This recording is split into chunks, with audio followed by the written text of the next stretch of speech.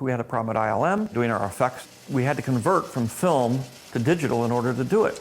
You could save a huge amount of money just by not having to convert anymore. Film is cumbersome.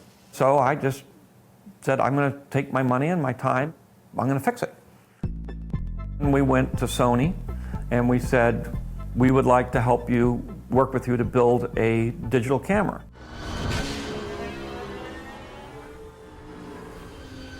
In 2002, we did Attack of the Clones. It was the first major feature that was shot high definition. What George did on the Star Wars movie was take an experimental HD camera and apply it to a feature film paradigm. That was unthinkable at the time.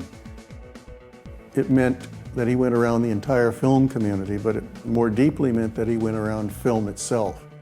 It became a really, really polarizing time for a lot of people in Hollywood. I got up and had a big meeting saying that I was the devil incarnate.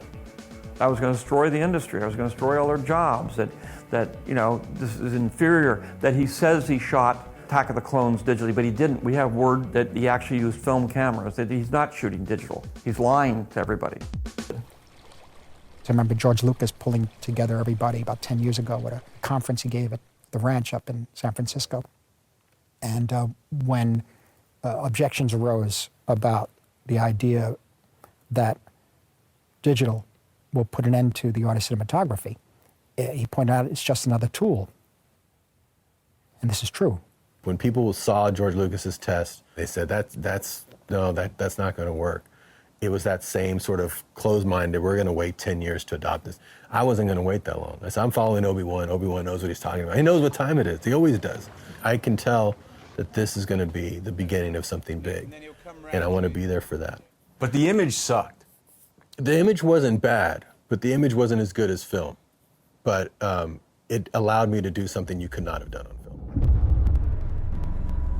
I picked up my Sin City book, and I went, I know how to do this now. Oh my God, I shoot this digital. I can make it look just like this book. The night is hot as hell. I'm staring at a goddess.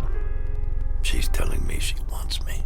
Sin City would not exist if I had shot that on film. I wouldn't have even thought to do it. I was able to do things that pushed the art forward. Technology pushes the art, and art pushes technology. Sin City came out, it hit people like a brick in the head because they had no idea what they were looking at. Instead of hiding from it under a rock and hoping it goes away, you ended up doing something that people then realized was possible. I was just so amazed, the richness that it had. I didn't know it was even possible. The systems got better for color timing it and for working in that color space.